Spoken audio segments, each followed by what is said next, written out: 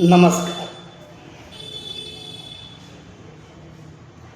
आपण केव्हा केव्हा पेपरामध्ये बातमी वाचतो आणि अनेक राजकीय पक्ष आश्वासन देत असतात की आम्ही जर सत्तेवर आलो तर आम्ही रामराज्य आणू. रामराज्याच्या संकल्पनाची घोषणा अनेक पक्ष करीत असतात. पण काय हो रामराज्य, काय होतं रामराज्यामध्ये? आज जे दळणवळणाचे साधने आहे ना, ते रामराज्यामध्ये नव्हते.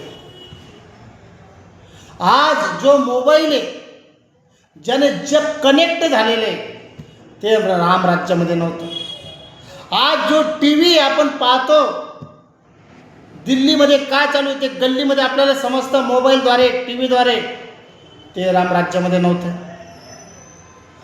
दळणवळणाचे साधने रामराज्यामध्ये नव्हते. आणि आता जो विकास झालेला आहे, मार्बल, इलेक्ट्रिकल, जे काही, तेही रामराज्यामध्ये नव्हतं. तरी सुद्धा आम्ही रामराज्याची मागणी करतो. मग असं काय होतं रामराज्यामध्ये की प्रत्येक जण म्हणतो रामराज्य पाहिजे? तुम्हाला माहिती आहे, वरील सुखसुविधा जे तुम्हाला सांगितल्या त्या रामराज्यामध्ये नव्हत्या. पण रामराज्यामध्ये प्रेम होतं, जिव्हाळा होता, वात्सल्य होतं, ममता होती, एकामेकाला समजून घेत होते. आज तसं आहे का?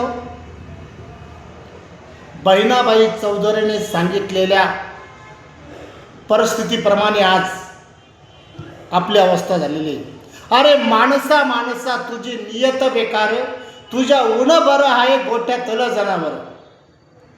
मन पाखरू पाखरू त्याची काय सांगू मात, आता होतं भुईवर गेलं गेलं आबाळत.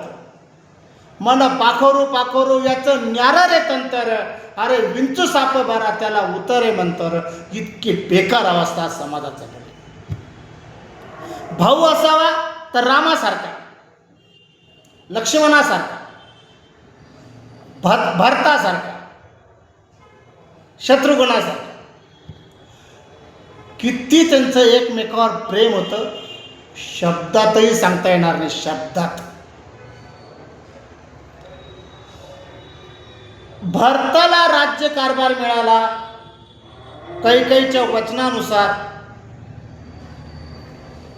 तर भरताने राज्यकारभार स्वीकारला नाही. ते प्रभू रामाकडे गेले आणि रामाला सांगितलं की या राजगादीवर बसण्याचा हक्क तुमचा, मला नको, तुम्ही घ्या.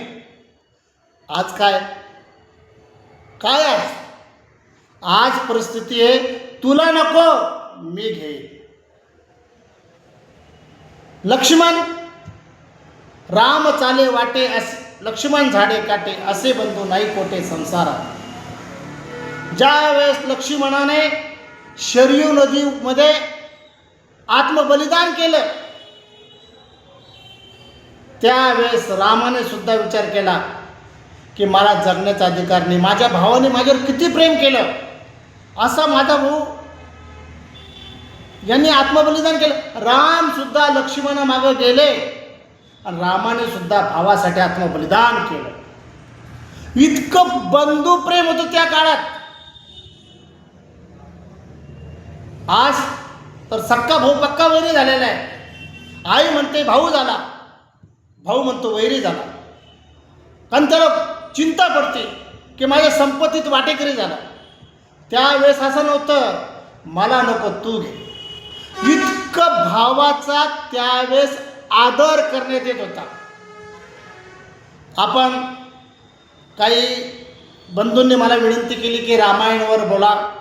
रामायणावर बोलण्याची माझी पात्रता नाही, कारण का राजा भोज का गंगोत्री अशी माझी अवस्था आहे. पण तरीसुद्धा काही बंधूंच्या शब्दाला मान देऊन आपण रामायणावर चिंतन करण्याचा प्रयत्न करूया. मोबाईलचा स्पेस छोटा असल्यामुळे या मोबाईलवर विस्तृत प्रमाणे मांडणी करण्याला अडचण येते, करता येत नाही, याचं मला फार वाईट वाटतं. पण करणार काय. तरीसुद्धा आपण रामायणावर दररोज चिंतन करण्याचा प्रयत्न करूया. तर भाऊ असावा तर रामासारखा. आपण यापुढे बघणार आहोत. पुत्र असावा तोही रामासारखा. मित्र असावा तोही रामासारखा. पती असावा तोही रामासारखा. आणि शत्रू असावा तोही रामासारखा. असे रामायणातील विविध पैलू आपण समजून घेण्याचा प्रयत्न करू. नमस्कार.